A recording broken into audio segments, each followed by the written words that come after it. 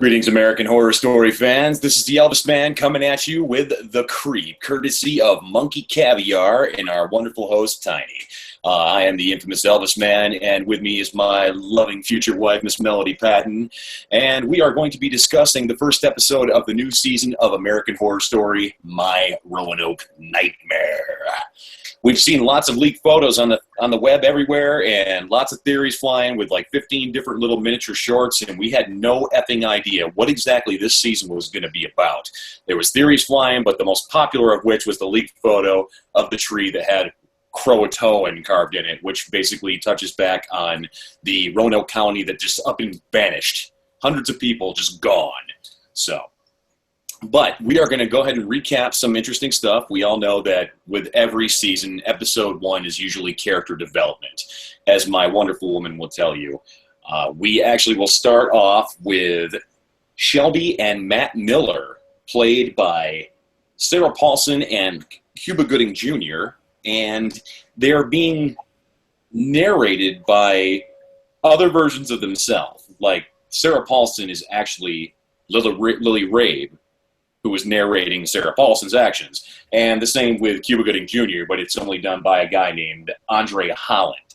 So we start off with them in the city, and we see them just kind of portraying how these two characters met, how he won this yoga class from work, and how he ended up meeting Lily Rabe, and they just totally hit it off. And next thing we know, we see him kind of walking down a city street, just kind of on their date, just enjoying themselves, and this group of guys approach him out of nowhere, just cold cocks Cuba Gooding right in the face and knocks him out cold. Apparently it's a gang initiation.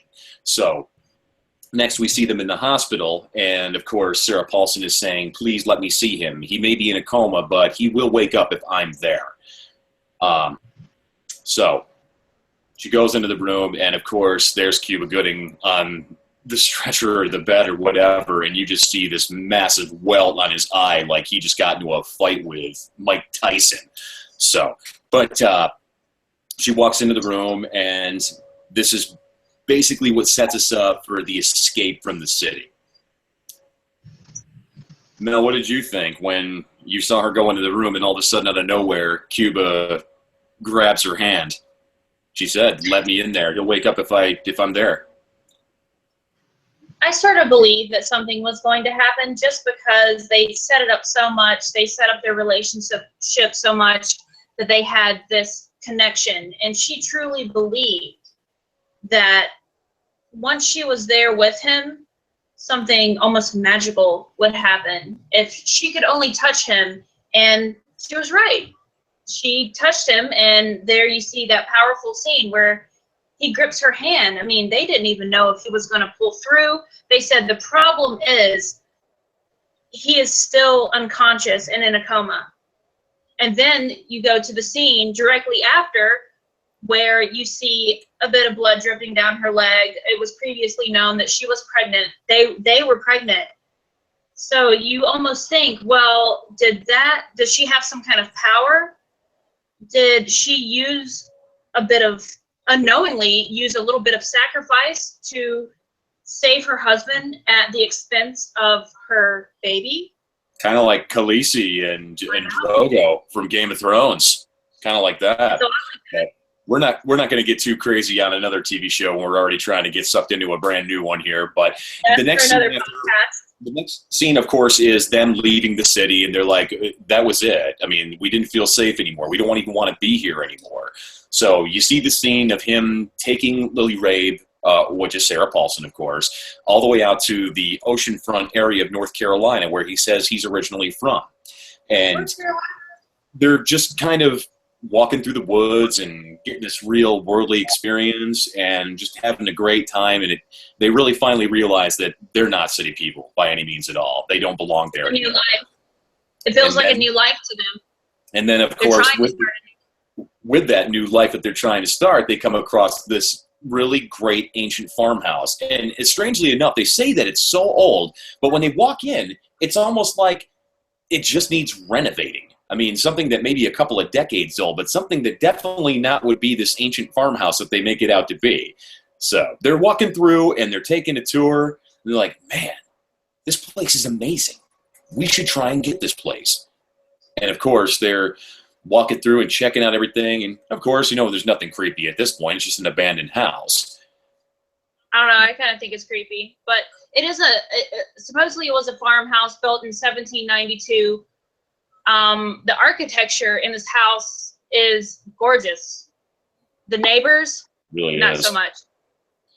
But as we are going through this tour, they, of course, realize that there is a live auction on their real estate sign. It's out front of this old place.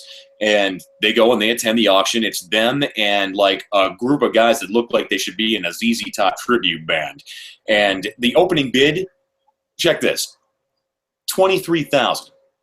$23,000 for this big, beautiful home that is old school and has 10 acres of land with it. Of course, red flag. What's wrong with the place? Okay, what was it? Got like landfills or like flesh-eating ants or something that live under the house? But although that would be kind of cool for American Horror Story. 22,000 acres of land, but you can't build on it. Is it hollowed ground? We Will think you be that cursed though. forever if you build on this land? You would think that, or maybe it's kind of like in Preacher, where they have like these big sinkholes that appear out of nowhere or something. Who knows? But so these guys that are there, they're looking like the ZZ Top tribute band, are throwing their bid in. They say $25,000, and then of course Cuba, trying to show off to his woman, is like $40,000. You're like, okay, well that's almost all of our savings, and they end up buying the house. So then, of course, it leads into our infamous intro where you see American Horror Story. But typically in all the other seasons, you always see a theme that's listed right there too. So it's almost like they still wanted people to be mystified by what this season could be about. And normally we have the theme music, we have the cast that's introduced. We didn't get any of that this time. They really kept this hush-hush, like right up until the first episode, for God's sake.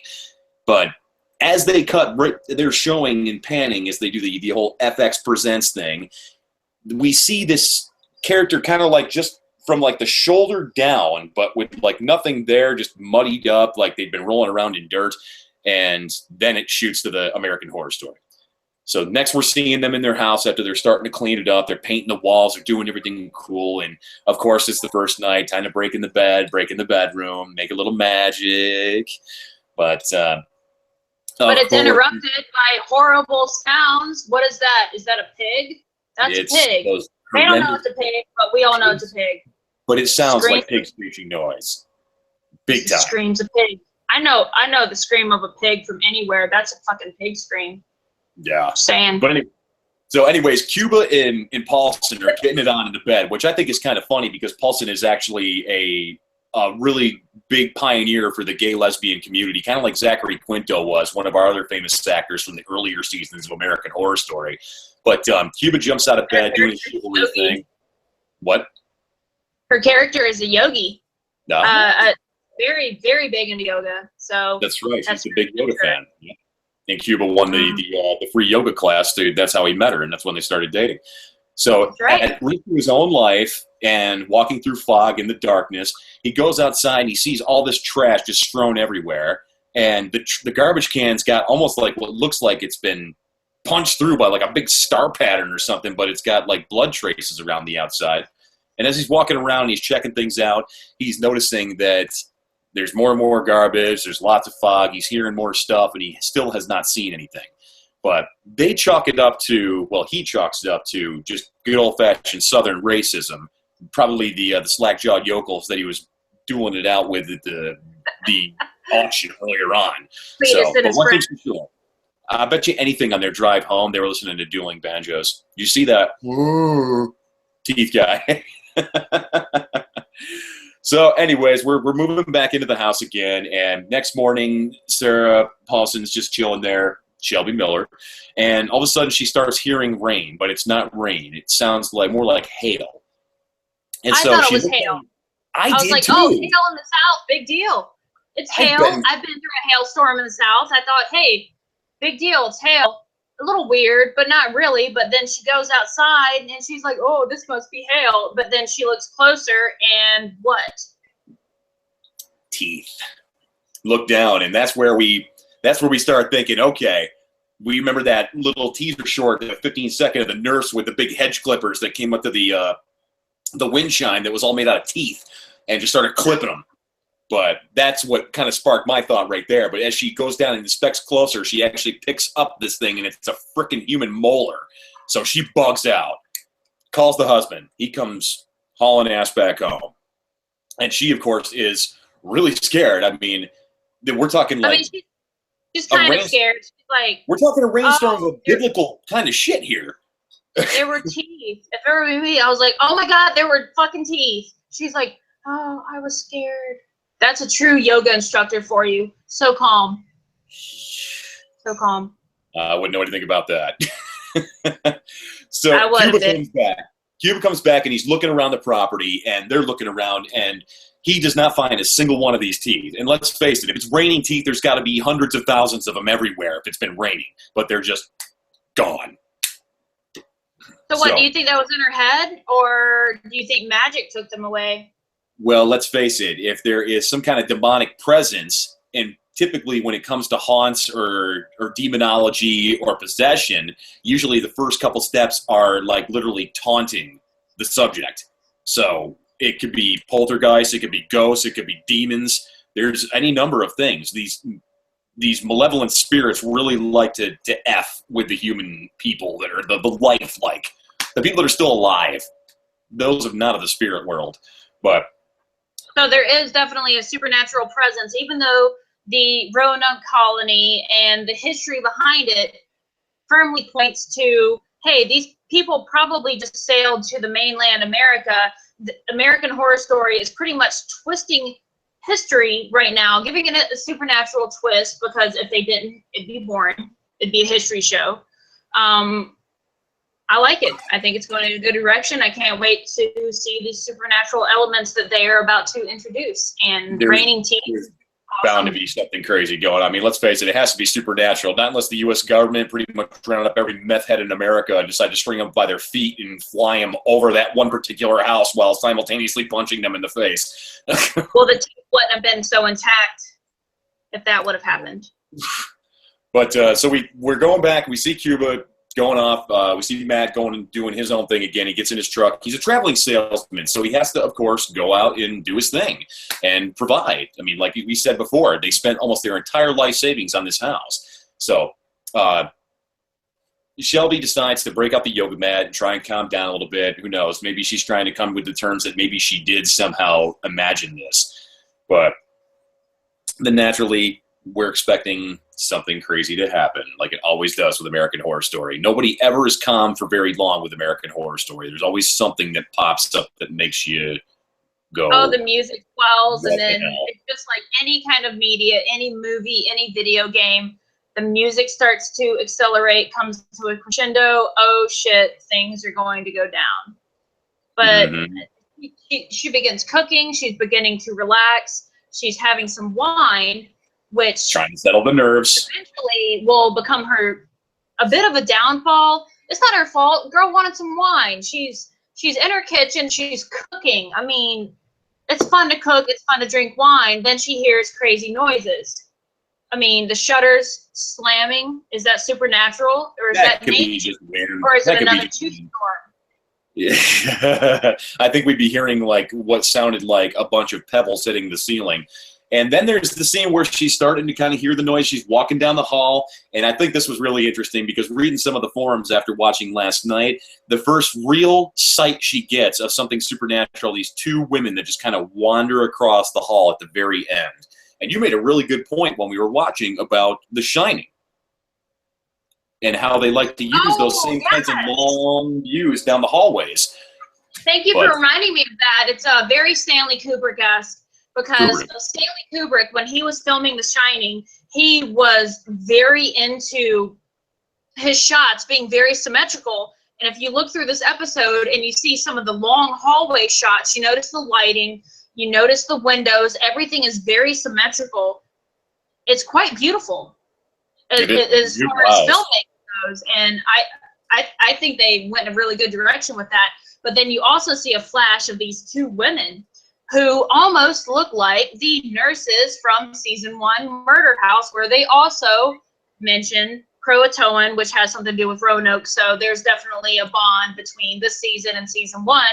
But let's not get too far. Let's not get too far ahead of ourselves on season 1, because after this great season is over, we are going to actually go back and we are going to recap every season leading up to My Roanoke Nightmare, which is the current season, season 6. So we are going to actually be recapping on some really, really good stuff. Everybody's favorite first season Murder House, my personal favorite, which is Asylum. But like I said, let's not get too far into that. Let's go back to Shelby again. She's trying to calm down again after seeing our weird little intruder ladies that came walking across the hall. Now we see her enjoying another glass of wine, just kind of hanging out in her hot tub, which, you know, obviously is a great way to relax. She basically Creepiest hot tub ever. She's trying to revel in that little bit of personal time she gets for herself, because when Matt goes away on business, she likes to have a little time for herself. I mean, everybody does. She was looking forward to him going away. She said that. She said, I was actually glad he went away because I felt, I don't know, claustrophobic or whatever. She just needed some me time, which is fine. But then she enters the most creepy hot tub ever. I mean, was that treated? It's like surrounded by darkness. Surrounded by darkness, surrounded by, you've been in there 2 days, and is that rainwater? I don't know. Who knows? But she's kind of hanging there doing her little float on her back, and then out of nowhere, of course, the great American Horror Story, where out of nowhere, there's a bunch of people that are like trying to push her down and almost like drown her in this hot tub. She tries looking up, and she I know who that is. She sees like torches and pitchforks. No, I think well, she sees these people that are dressed in like really, really old garb, like nothing that looks modern at all. And of course, she gets scared out of her damn mind. But then we see Matt hauling ass home, and this time we see all the cops just kind of hanging out. And then, of course, the one guy that first approaches Matt, he asks, you know, your wife called us and said that someone tried to drown her in her jacuzzi. And then we looked around and we couldn't find footprints or a sign of a struggle or anything like that. And then, of course, that's where the cop comes in and he asks, like, does your wife like to drink? Basically giving us the impression that this is all in her head. Because you had 3 glasses of Zinfandel, you don't know whether or not you've been drowned. Come on, these cops are lame. Come on, it was white Zin. It wasn't 3 freaking margaritas. It wasn't, you know, Long Island iced tea, for God's sake. But anyways, they're basically trying to say she's kind of lost her mind a little bit here, and she might be off her rocker.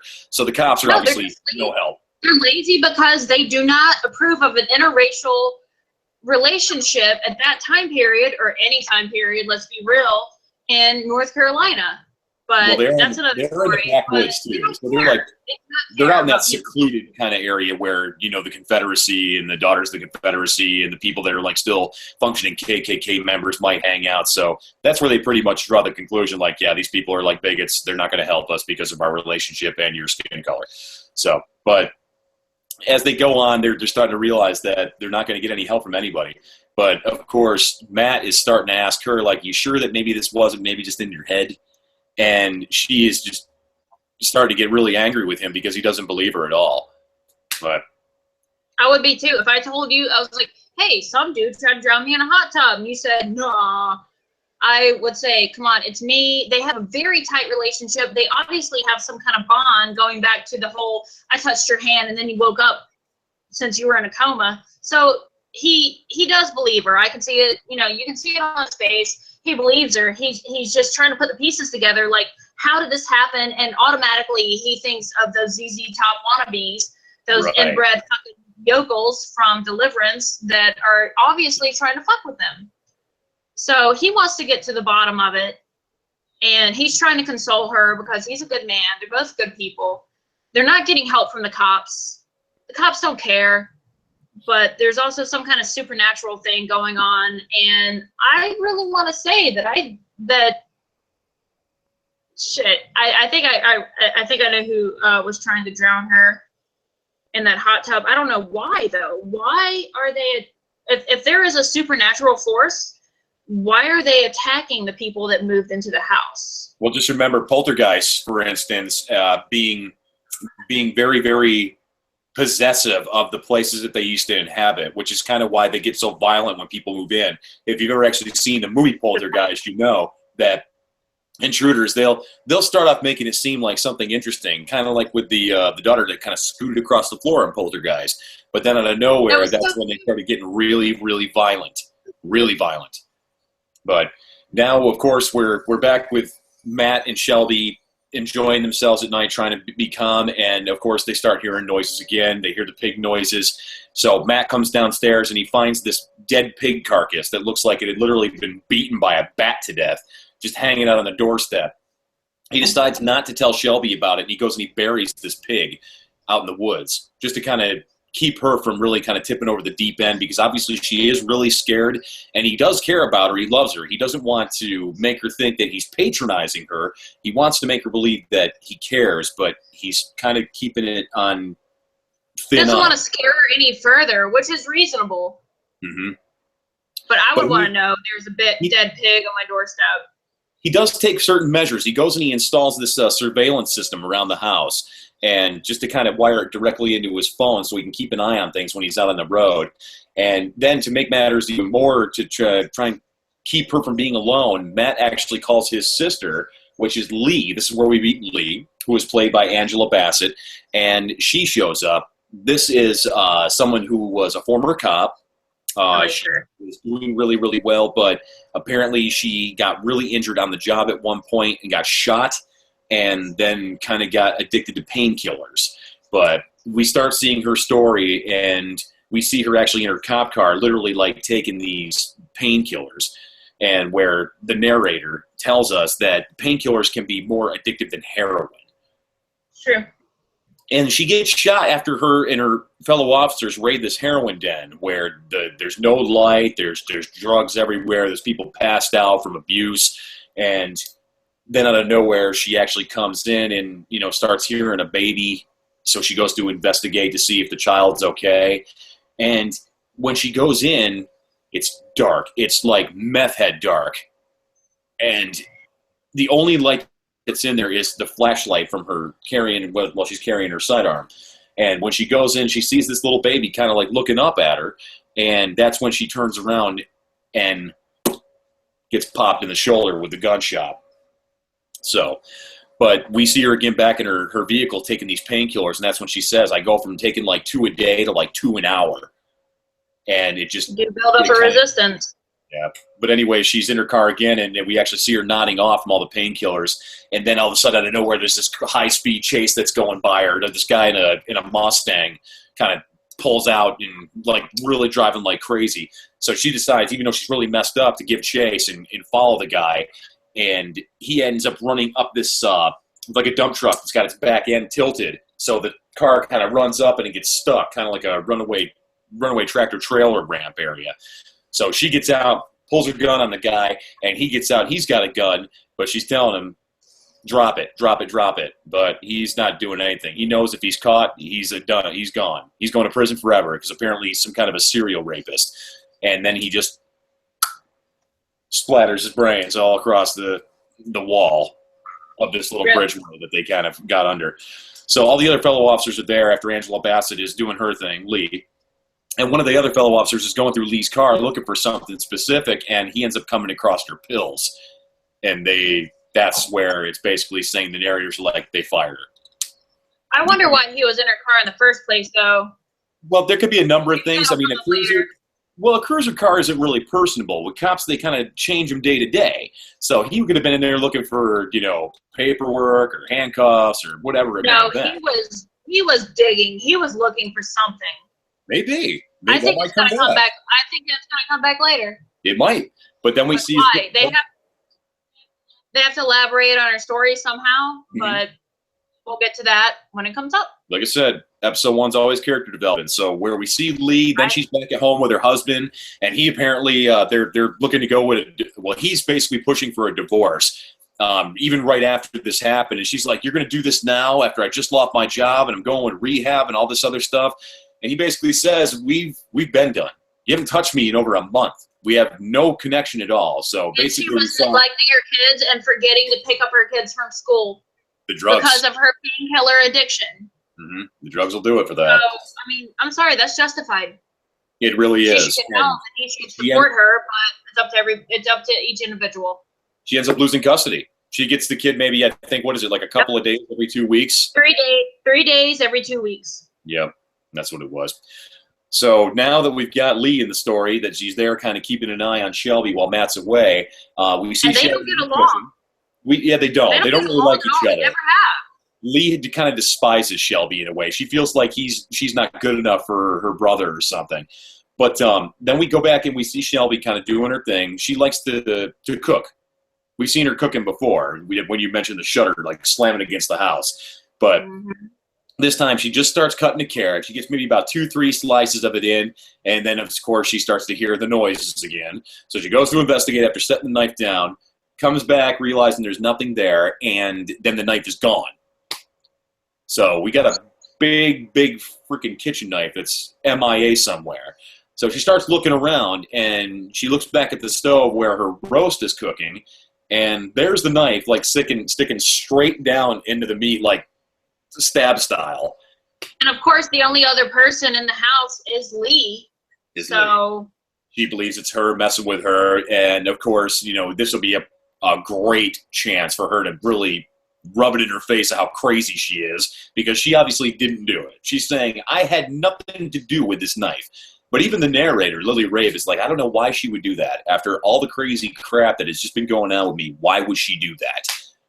But anyways. And it's not her. It was neither of them, because then it wouldn't be scary. So then there's this sudden mistrust where she is suddenly drinking wine.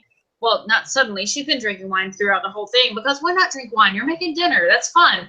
But Lee, being in, I guess, a kind of rehab, she's like, hey, can you please not drink wine around me or in the house while I'm here? I'm here to protect your ass, and you're going to rub wine in my face. Can you please not do that?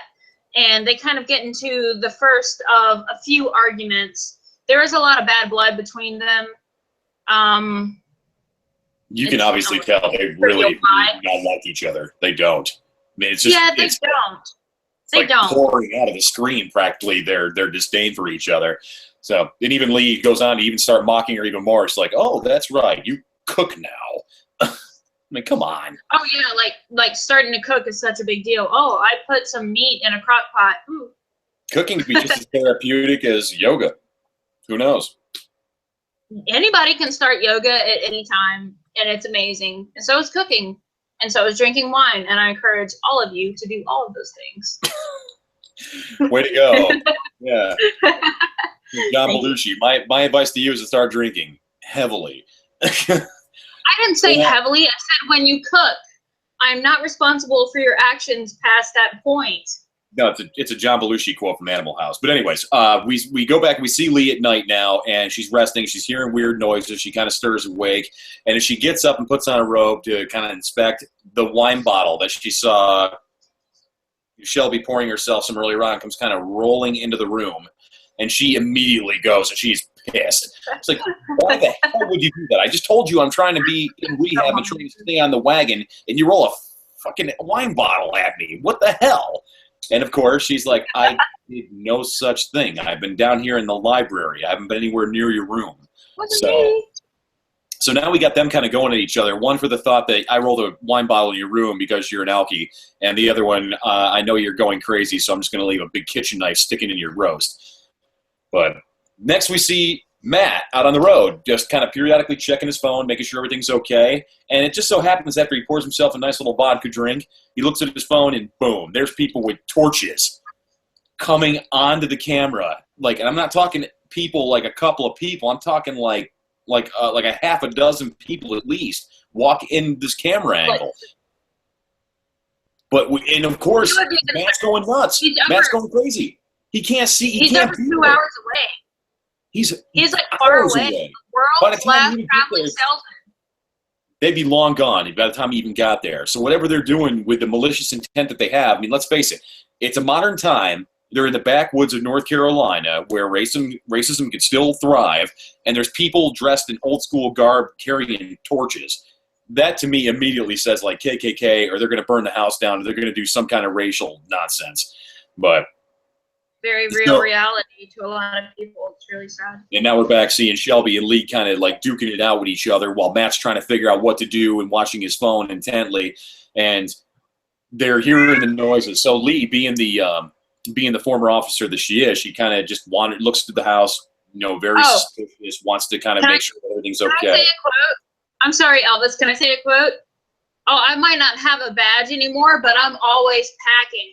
That's what she says. Packing. Yep, Mama's always packing, I think is what she said. Mama's always packing. And here's what's funny, though. They actually make a point of saying that she still carries a weapon, but as they're going through the house, Shelby asks, like, where's your gun? And Lee's like, it's upstairs in a locked drawer where it's supposed to be. Upstairs in a drawer. Oh, you're always packing? You're going to say that you're always packing, and all of a sudden, oh, I'm sorry, it's 2 stories away from me. It's not exactly like an arm's reach away. Like, what the hell? So, reaching a little bit, do you think that maybe that could give a clue into Lee's superiority complex? Saying, oh, I'm this big badass. Oh, Mama is always packing, but in actuality, maybe she's a flake.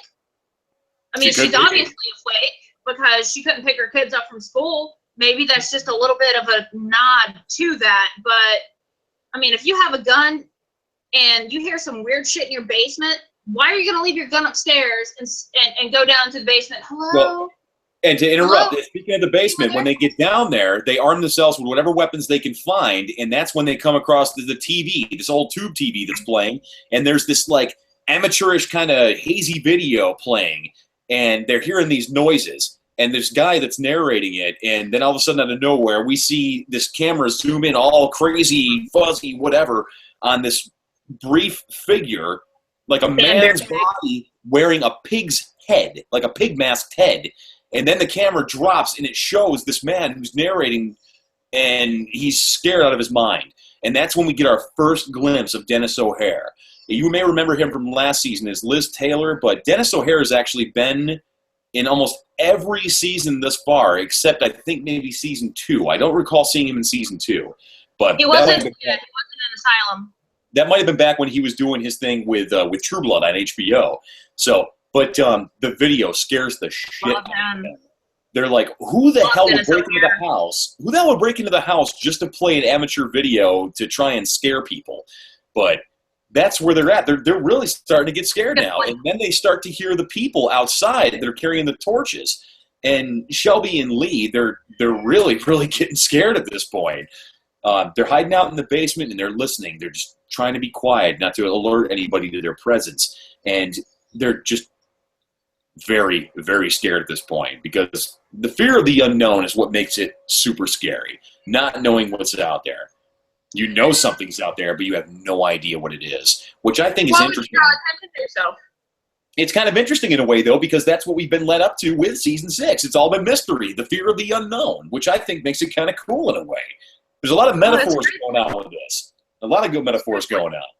But we saw Matt see the video, and he basically has had enough. He's like, forget this. I'm not going to wait for anybody. The cops ain't obviously going to help me because they've been out before. They think my wife is crazy and a drunk. So he immediately runs out the door and starts hauling ass for home. But we know for a fact it's going to take him hours to get there. So, well, he was 2 hours away, and he said that he cut his commute time in half to an hour. So you do the math. I'm not going to. Well, anyways, Lee and Shelby finally come out of the basement after they stop hearing all the noises, and it almost sounded like a small parade of people running around inside the house. They go upstairs, and what do? They come to the center area, which is kind of like the staircase that leads up to the other areas, this nice, beautiful spiral staircase. And everywhere, there's these, like, Blair Witch-looking figures. Like, and they say Blair Witch, and everybody's been saying Blair Witch because, let's face it, those figurines that these people or whoever the hell they were left all over his house. Exactly like it. Just like the damn Blair Witch, yeah. Who's going to break into your house to set up stick figures? But that's not just anything. I mean, we're talking like crafts from like back in the day. These are straw and twine. I mean, this is not modern stuff that they used to do this. And exactly. I think it's for some kind of ritual because they wouldn't just break in. If you're going to break in somewhere, you would either rob the place or you're going to murder someone. So the fact that they just broke in to just simply set up these dolls on strings, it's got to be a ritual. Exactly. It's those doing ritual. Or it's just some punk-ass kids that are trying to play one of the cruelest jokes ever.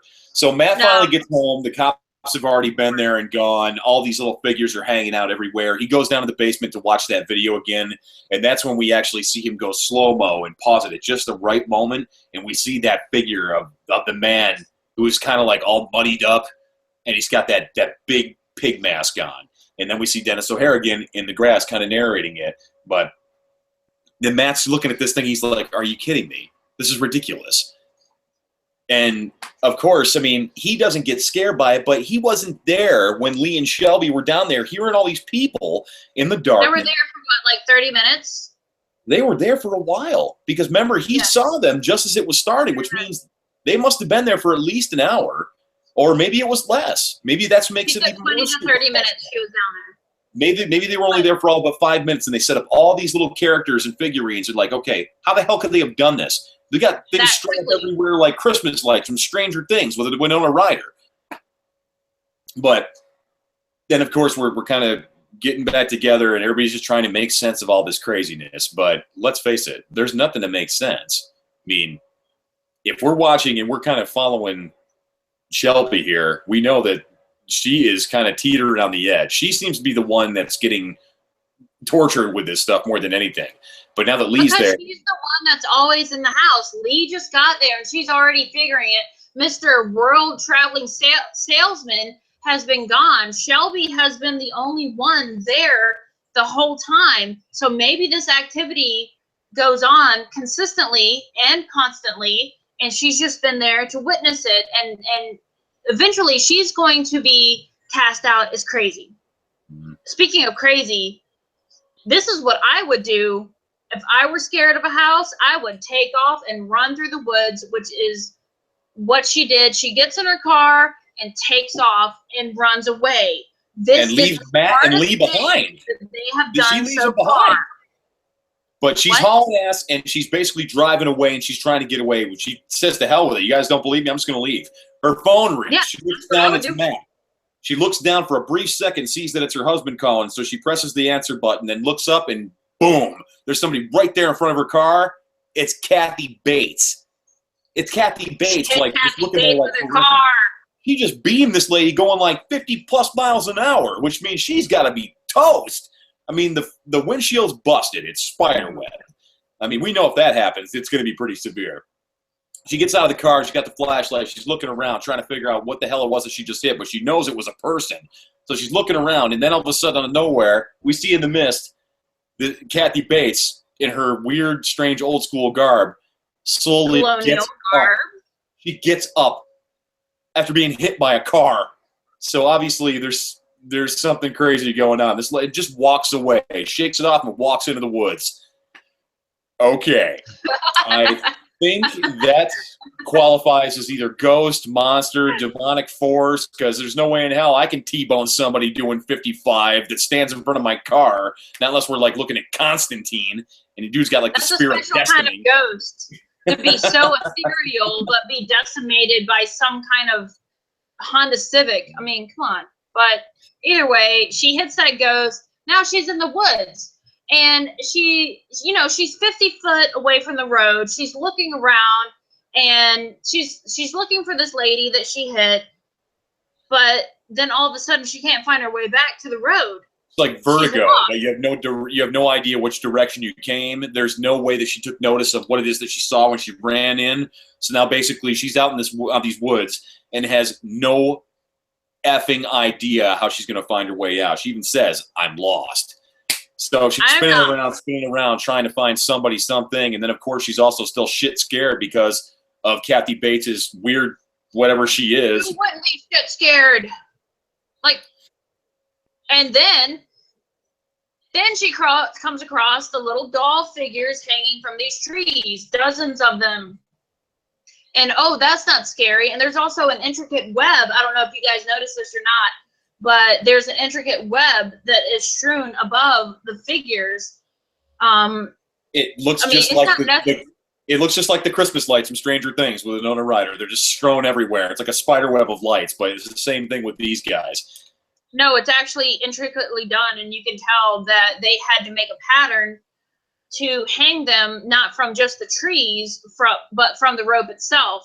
Like they were encapsulating an area with these dolls, almost like setting up some kind of ritual circle. Speaking of the trees, when she falls and loses her place, she stumbles and she almost hears something crazy, and then the trees look almost like they're pulsing and bending with the ground. She's got her hand on the ground, and it feels like it starts breathing. And then I know where she gets up to start running. And then she starts getting encircled by these people, like the same people that came in. Next thing you know, they got all the pitchforks and the torches, and she sees this one guy stumble in front of her, and he's got his whole freaking top of his cranium missing. It's just like gone, but it's like still showing blood, but yet he's still kind of walking and stumbling or whatever it may be. Was that Dennis O'Hare? I don't think that was Dennis O'Hare. Dennis O'Hare was the one that was doing the video recording when he saw the Pigman guy out there in the woods. But we haven't. It's only the first episode, so we don't know. It could be he's maybe develop more, maybe more on down the road. Maybe he's a ghost out there somewhere. Who knows? But this is what makes it more interesting at the end. And I know it sounds absolutely ridiculous, but with every great American Horror Story show, they always do the opening credits and the song and everything like that in the beginning. This is the very first time that they're really touching base on an actual factual story of true events, which is the Roanoke County, and somebody who actually lived in that area. This is based on an actual event that really happened. So that's what makes it even more scary this season, because it's the real deal. And then we see all the cast members showing, which I think is kind of interesting, because they give credit to the people that haven't even showed up yet, like Wes Bentley, Matt Bomer, and Evan Peters. Like, I didn't see them in that episode, but we still see them. And here's what's even more unusual. The theme music at the end is the same theme music from American Horror Story Hotel. I don't know why. You would think that they would come up with something new and original, or fuck it, go back to the original like music opening that they did for Murder House, Asylum, and Coven. I mean, they didn't even change the theme music until Freak Show, which was their season 4, and that was really cool. And then when they did the Hotel, they did another different version of the opening sequence song. It's really good. But maybe they're not going to do that this season. I mean, another thing that I kind of got a little irritated by, too, reading, is that it's not going to be a 13-episode saga season like they usually do. It's only going to be 10, which sucks. Well, but quality over quantity. Let's hope so. Let's hope so. Because people bomb the hell out of Free Show. But we're going to cover all this stuff when we start recapping all the other episodes. Needless to say, a lot of people out there are really shocked. They're excited. There's a lot of mystery. And let's face it, everybody's favorite thing about American Horror Story is ghosts. You can always seem to see ghosts somewhere in every season thus far. But the ghosts always seem to be really cool because obviously they can't be killed. There's a supernatural essence with them. They can just vanish and come as they go, appear to who they want to. And that's what it's starting to feel like with this, because she could be wandering out in the woods. She didn't absolutely have to come across those statues and those figurines or whatever it was that were hanging that looked like the Blair Witch. They chose for her to see them. So maybe we're talking Ghost Colony, like Roanoke with the whole Croatoan thing. Maybe we're talking Poltergeist, but in all honesty, I think Poltergeists are more targeted towards like a dwelling rather than like an open terrain like a forest. It can be a number of different things, and that's what's great about the first episode, is that we see all this cool shit happening, and we have no idea exactly where they're going to lead into it next. But the great thing is that we can come to expect from Ryan Murphy, who has been pushing FX's limits just like South Park does on Comedy Central. I mean, Family Guy does it for Fox. I mean, there's all these shows that are really going to push the envelope for how much they can get away with on TV.